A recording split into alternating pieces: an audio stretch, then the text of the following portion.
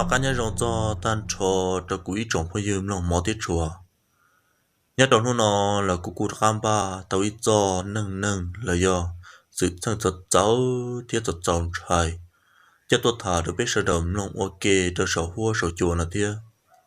xử lý ra nó là cụ trừ sĩ nhớ rẻ đầu xa rõ chỗ ia nhớ trong lúc xí hỏng tôi chế chở mua ô tô giờ gì giờ đa nữa rồi chế tôi đã lòng đó mà cụ nhớ đầu xa rõ chỗ ia đâu họ tôi giờ gì chế chở nhau để tua nữa rồi nơi tôi nhớ tới rõ tua thì xong đó chế chở tôi một ba tôi đã lo lụt tê nào luôn chế ta tôi giờ lúc xí hỏng wow tôi nâng pi lụt tê rõ rõ lên đó chế tôi nói tôi giờ gì tôi cho chế ôi chà tôi giờ gì tôi hai tôi đã lo hả tiền ô đã lo luôn ôi chà một lần hàng khí càng hình chế cưng gò có bộ một sĩ hở có một sĩ hở là gì có cho cùng một tàu cán đồng chế đó bốn đã cứ đi ít mò tên mà lên lò xe chỉ tôi đã lâu rồi hai đứa tôi vậy gì thì ô vậy gì giờ còn khí thiên là gì giờ vào một lô của đại tê tỏ một lô đại tê tỏ cả chim ba lô ba phò lô một ít chỉ rồi mà lên đó khá lọ chỉ nhất trong hôm đó chỉ tụ mùa thiên tụ gì đó là tụ đã lâu thế tụ đã lâu là lâu lần chỉ thằng nào là sớ đờ chỉ là chờ ba rồi rừng một món đi sù là tụ một lúa tê nè chỉ thằng nào cũng tụ một trò tụ đã lâu lúa tê nuôi tới cái đồng đâu bự trong rồi chỉ tụ đã lâu sợ hại ra tụ gì hay tiền ô gì rồi nó thì trồng tu là cứ hạt tương ba tốt tua là thế chị muốn muốn chạy bị trồng tu là cứ không một chỉ cho là đê chỉ muốn chọn thì tụi đã lâu để tên để một thằng nào tụi đê chỉ riêng nhau một ít khó để chờ chỉ một thằng trả liệu à ít số một kiện đó là chỉ thằng đó chỉ người ta chọc pro tết trên là lâu chọc pro tết trên rồi chẳng người ta đâu một đồ bố là cứ đê là nó lâu tôi tua thì ít số một thôi chỉ tôi cho là một là cứ đê tiền người cũng đòn tàu chế ít trả thì cũng tàu ít nhon thật tơ tàu chờ là lâu chỉ thằng đó tụi đã lâu giờ hai đã tụi giờ gì thì ô giờ gì có một đầu bố bị to bị lúc hạ bị nữa có một đầu bị lúc hạ bị có một đầu lúc chút thở bị để cuốn đầu trẻ họ nó là cho bị có gì để rồi uy bự bị im mò ta kỳ sơn gió ở mà đi một trẻ chỉ nhất trong lúc xí họ nói trẻ uy cha tụi gì giờ trận lò nó này giờ là một con tụi đấy lúc nhỏ hà chỉ giờ mới tụi đây mẹ ai lo bị lo chùa tụi đây lo ta chỉ cha thằng nó thì tụi gì giờ một rầu kia lần đầu nó luôn rồi kia đó chỉ uống trà này qua biết đó tàu xứ nào này chỉ thằng nó chọn đó nó sốt trong hiện tượng tua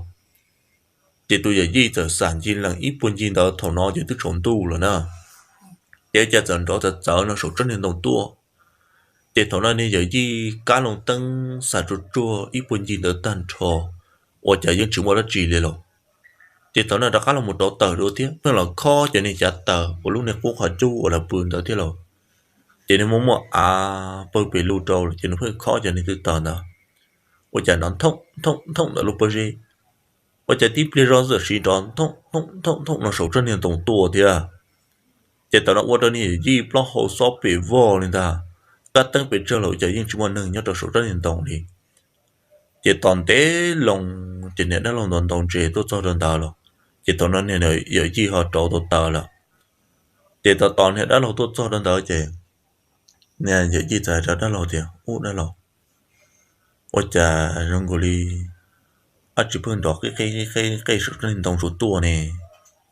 chỉ tao nói này đã lâu nữa từ nhẹ là tấn một sai nọ nhẹ là tấn một sai chỉ thì nhớ họ từ nhớ rồi chỉ từ chỉ tao nói này giờ chi thì nên trộn số họ chú số linh động lo số tua sự cụ tư cá tấn của nhà dân chỉ bỏ mua đã chỉ nhớ được số để của nhà cụ trồng trồng chỉ nên bỏ tờ họ nó cho họ đón thông số trên nền tổng số tua thế ô gọi là của xin nhận trái bự mòn tàu nó luôn bự để của trái y ta mò nó luôn chỉ tờ nó chỗ lo nó này nó trên nền tổng lo mà sẽ khó cái đã tua nếu cha sợ xin nó thì lúc số tờ chờ rong của li cậu trẻ bố bị trong tua nó này giờ nó có wow nó bị trong tua thì tụi nó nè giờ gì nó cho nên gì giờ cho nên đã lâu thì đã lâu bây giờ nó ngồi lý cậu chê lại uli cha này tiền cái giờ là một bữa chúng nó bà ta tăng sự chế để chỉ chuẩn trò hàng nữa cho nên nè đã lâu sự trở nên đã lâu thì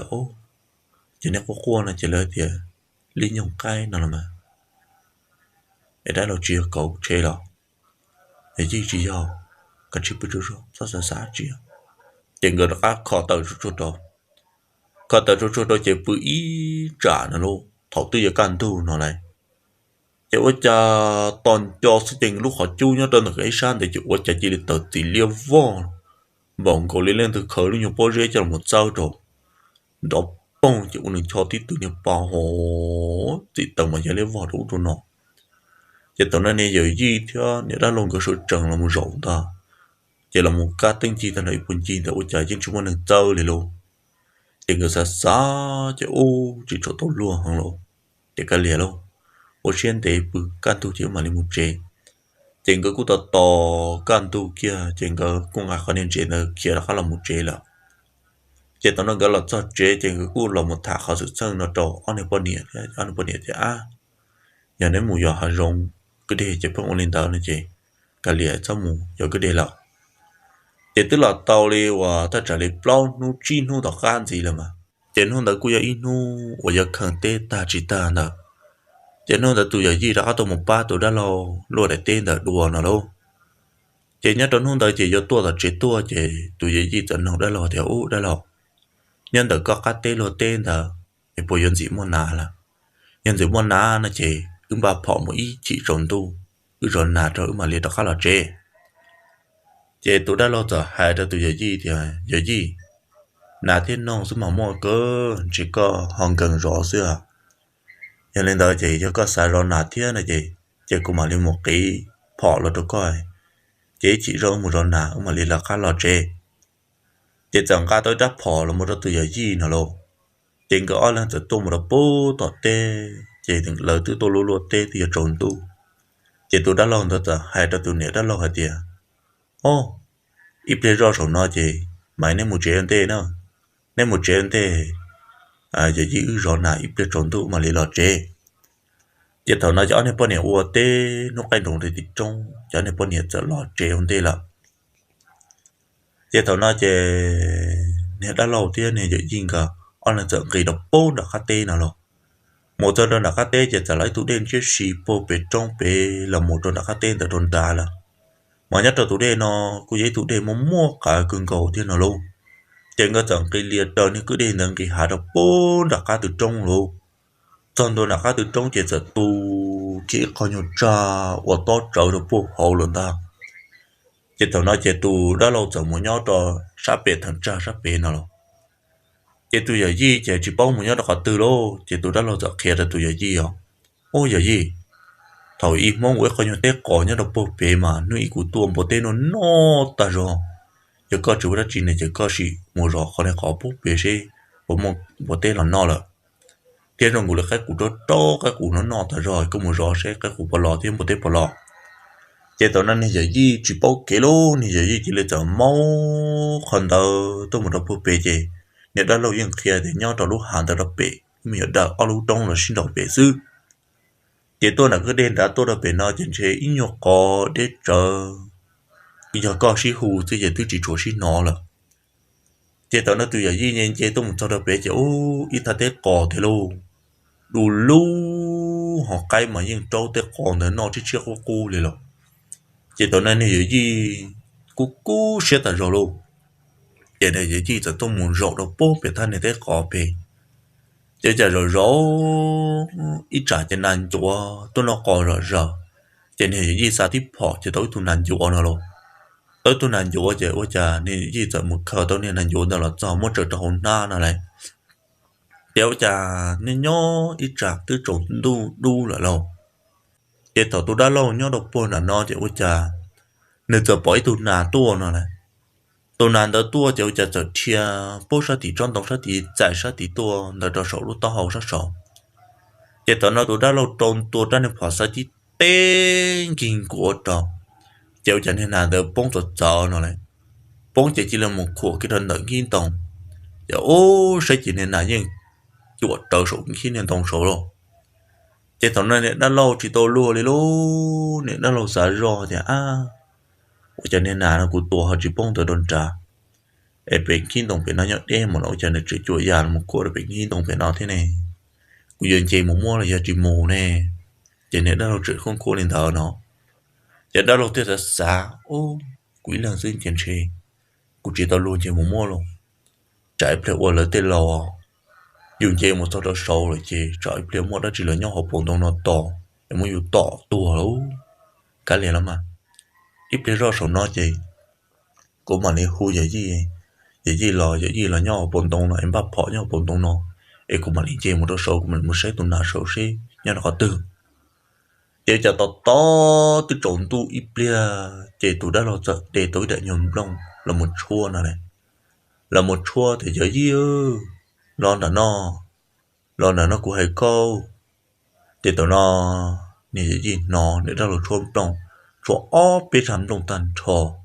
đón chó buồn được cả tua chỉ tao nó tùy gì để xả rõ thì sẽ đã là cuộc cũ rồi bao chả biết chút chút lòng buồn được cả tua để có lò buồn hạt nó cái liền luôn cho nó rõ cho nó bớt tết thì chỉ lò là thì chị cái liền để cùng một buồn đã là sẽ đã là hai đã chỉ chả lúc sẽ hòn thì chỉ tùy gì tao cái bố bị để tết cọp bê trời tụ cứ đê bê chắc khá là một đợt buồn đã nó chỉ tao là cho đó là nó chỉ chả tụ đã lâu tức là một rổ đó là sáng tụ cứ đê là để tụi gì giờ nó đã lo đi đã lo em mới đã chỉ cho cái hồ cụ cho lấy con giờ gì và ta cụ tuổi tụi nạp không cho cháu cưng cầu ấy chỉ là khổ số khi nên đông số là ấy cho nên là các tụi họ từ mà đã lo tụi đã đến đã thằng bắt chuồn ra em một câu cụ lúa cái kia một sâu xí tụi nào bớt khổ nhau cho số là để lúc xí họ tới chơi tụi đã lo thì tụi gì có lần những người sẽ tôm mù nó lại tôi một cho tròn đồng và tôi đã lâu tuần đó để cho tôi nhiều thằng trai đó hậu chỉ để bông trái nhiều khó xuyên liệu và ta trả li ít nhiều trục trên đó hậu theo thế tôi nói che tôi đã lâu theo vậy chứ của tôi số trên nền thông số nè chỉ li là của số là tia của sát xa của là sư rong của của chỉ chỗ tôi luôn hăng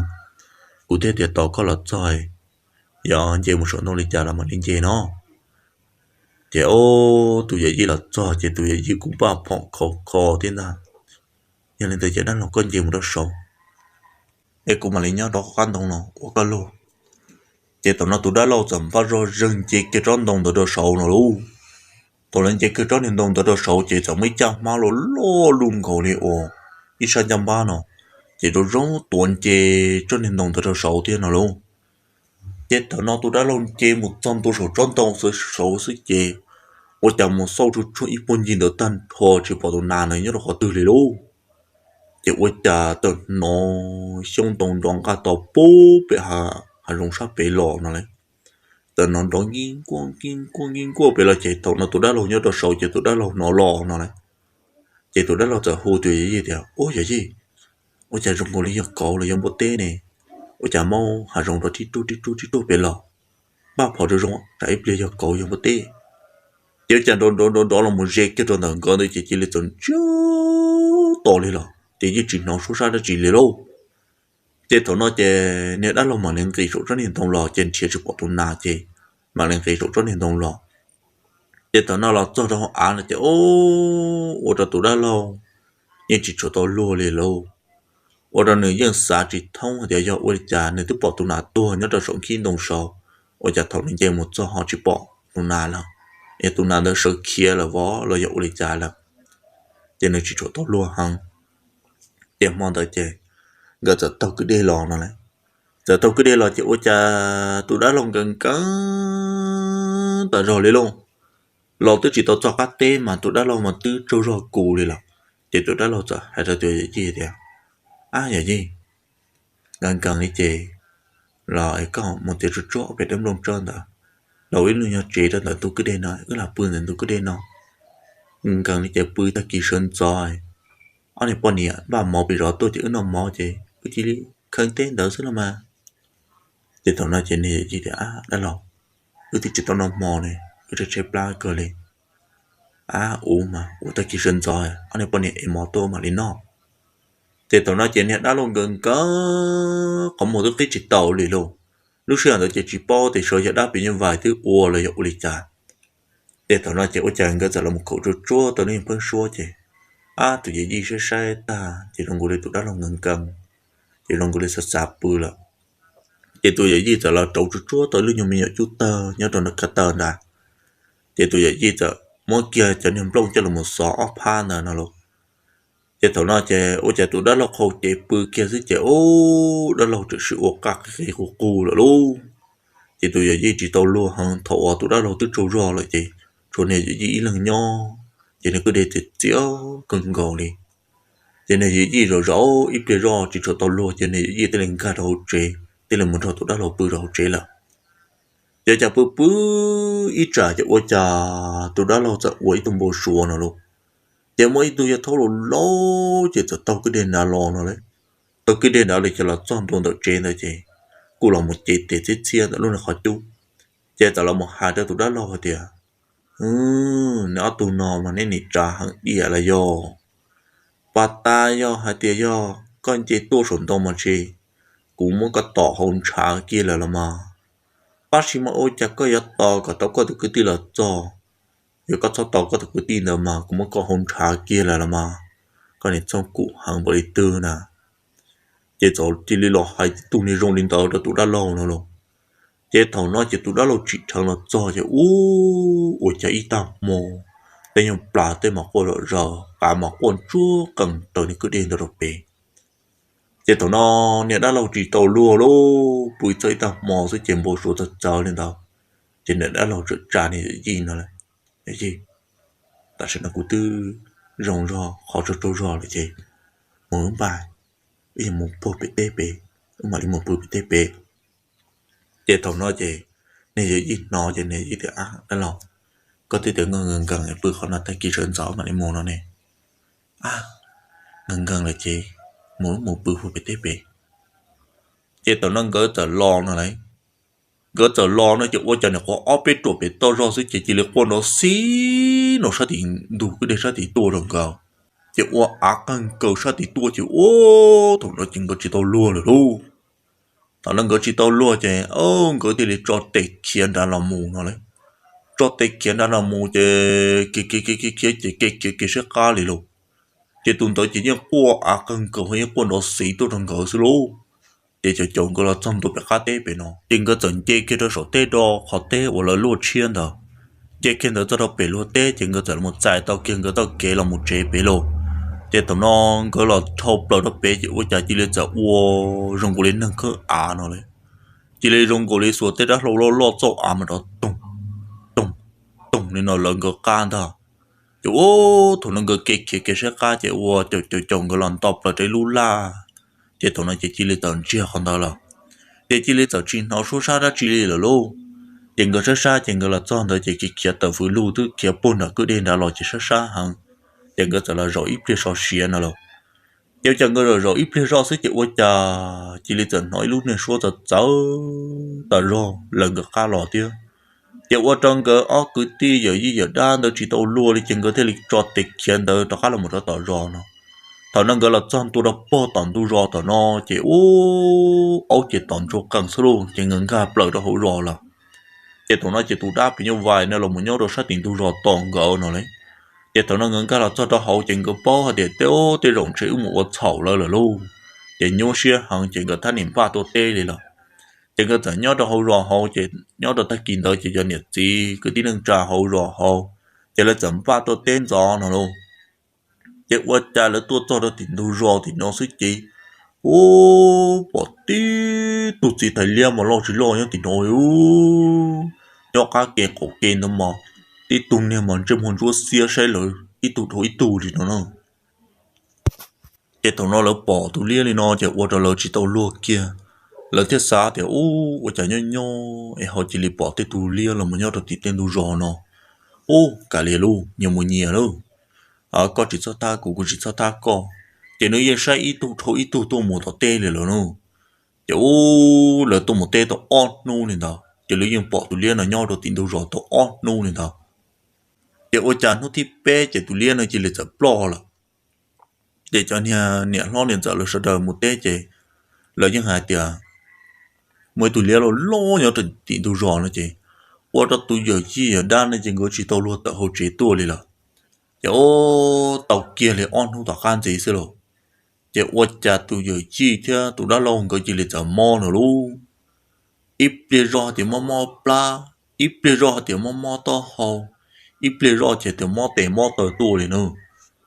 mà trâu ya đa thì như vậy nè mà cũng không ít khó của mót tự cứ gầu đi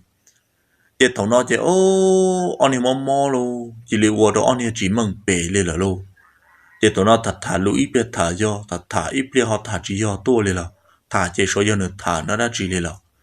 chỉ thằng nó chỉ ô nhiều bao nhiêu thì nhiều một cái sai sai ô cho anh em nó một giờ rong lột cho sự chỉ liệu anh em rất giàu lên nó giờ lên nó chỉ tao một thà rồi nhiều thiết chỉ là bao chỉ thì là một thả cho lần nhẹ thế lần gì gần nhau đầu trí nữa chỉ tao nó một thả thôi chỉ thì ô đi chả nhau ê gỡ một giờ hàng là cho xưng gỡ chỉ liệu họ anh ấy rong đi nó là để xem này bao sẽ ô đi chả chỉ nông gỡ lần gỡ hai nhẹ tận thế tao cá sự gì gỡ nhưng hai lục chỉ bằng bể đi là chỉ lần này lần gì thì ô ô tụi nó chỉ tụt đa là xưng thà nữa giờ lên tới chỉ to một thằng nó tôi say luôn chỉ tao nó chỉ thế là một hồ tới tụt chỉ năng nhau hồ là lú rò hồ tua chỉ tuột cho chỉ thế là ô than nước ta chỉ thế ô rồi lên nè tụt vào thế tụt tu nào mà thế rộng cơ một tuột tàu đáp nhiều vàiเลยnữa mà đáp nhiều vài chỉ rong xia mà là thế là ô rong cơ mò lên nó mà chỉ tàu xia rong cơ đi do hạt tiền rong cơ chỉ mấy lú rong thơ cho một bao chỉ tàu lên ta nếu như là ô cả tàu cái tụt sư đi để tao nó thực sự nó muốn năng gì nên lo là cho chị ô cũng muốn tặng chạy tặng nhung to để tao không tỏ ca chuyện cái cụ thể luôn mừng bể rồi lo chỉ là chỉ mà lên nông tụi tu thời thì sẽ học lý trà này chị tụi tu thời thì ô chỉ lâu bây giờ chỉ yếu mù này mù giờ hạ rộng nó mù sao được bốn là cứ để chị mòn tao cũng tao một tua tới nhiều nà nó tôi tới nhiều nà bốn đâu sồn tông chị cũng chơi một cho chị cũng chỉ bỏ tụi nào đó để ư là một bữa chỉ cũng chỉ lấy giờ ôm bố số thì cho cũng chỉ một đôi sồn tông mà chỉ nếu như muốn cũng tỏ hôn trả lại là để thầu hai lên đó ta thì cũng chỉ là cho cũng thế hay rồi chỉ ư để cỡ là chế nó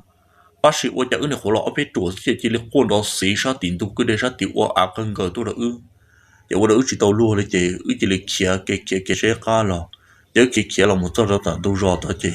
ôi chả to nó tỏ cá thế chế cho năng rồi chỉ lấy tàu bỏi tu lia lo nhớ tận tu rõ to mà thật sợ cân cờ chữ chỉ lý rong đi nó là xứ để thảo lâu ta nâng là ta trên cái cú sợ là thả tàu đi nó luôn để nhớ trong lúc chơi đó trên cái cú nhớ tàu ở bên nó tàu can gì để thảo nói chỉ tụi đã lâu ít tụi mình nhỏ mà nó nhung ta trả đi dị lúc xong đó để cho chỉ lý giờ mò tung thả nó luôn chỉ lý mò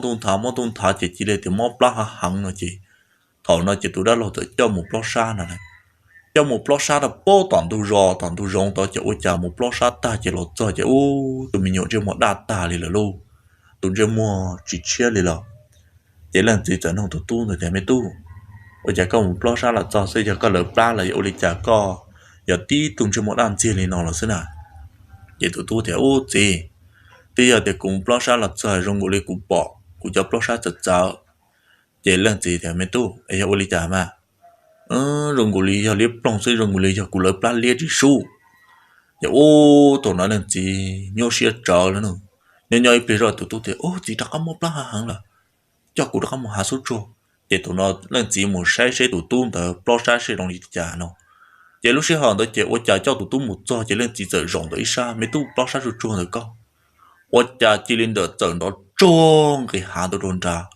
để sai tiền tụi chỉ giờ thì cho họ sai chỉ trả linh trả tích can thì mình tự để chỉ đến tụi đồn trả luôn để tụi nó ô đó tụi tu rong tông phao chứ ô tụi tu chỉ lên chợ đa lộ đồn đó là chỉ lần chỉ lên cái kia một khởi tàu là cho nên chỉ mấy tu ô đi chợ đâu con à chỉ bao liệt gì ô đó cú rong ta lên là cho cùng một trẻ để tụi nó chỉ tụi nhà tu ta hay có lên chỉ cho nên là một trẻ này chỉ tự cho là cho nó bố tọt trẻ tụi nó để cú là một nho ít trả chỉ ô mò hàng rù to luôn để một thọ cho năng ở cái công lý trả là trả rong gối yang chỉ khẳng lý luôn để thọ tụ tư ô là qua ta là nó ngồi lý chuyện gì họ được tua đi để nhá nhá tí chỉ tròn tu suy chỉ tu rồi chỉ là tự mò hàng chỉ là tua là nó luôn thọ tu nó tua kia chỉ ô tụi giờ gì chứ tụi đã lồng cái o lần chỉ thế là chỉ mò họ từ đi là chỉ thọ nó trên xe tụi đã bị như vậy nó gần một tuột cho tụi đã bị như vậy nó chỉ thế là uo đồng cái tụi tu tua lên đó nữa để cho năng lấy thiết thả thì ô tôi rộng trên cái một sỏi tôi đã có từ lên là nhưng cái tu thì lấy tàu tua rồi này nó để tôi nói cho cứ tin năng trả lấy sớ đờ chỉ tôi ship ba mà tu nó ok chạy tôi chua tàu lấy on không đờ chỉ một tu này cho một phò bỏ chê là để tôi nói lấy thế là uy thân nữa nhá nhá là một quả là tụi vậy chi thì tụi đã lòng gỡ ít trên đó là nó thế là uy thân nữa nhá nhá là một quả ta thì thằng nó tụi vậy chi thì là kia một đợt bố tụi vậy chi lú rồi là thì tôi đã lo là cô chỉ mong cần đi trả lại thế để cô nhớ xử lý tế đi chờ để cô chỉ mong plot tôi đi trả lại thì tôi giờ gì một chế là thì tôi đã lòng chân trái chỉ cả một giờ hai rong đi là để tôi tòng tàu xong tàu cá nó để cho nên mà lấy tàu luôn thả khó sức sang nó tàu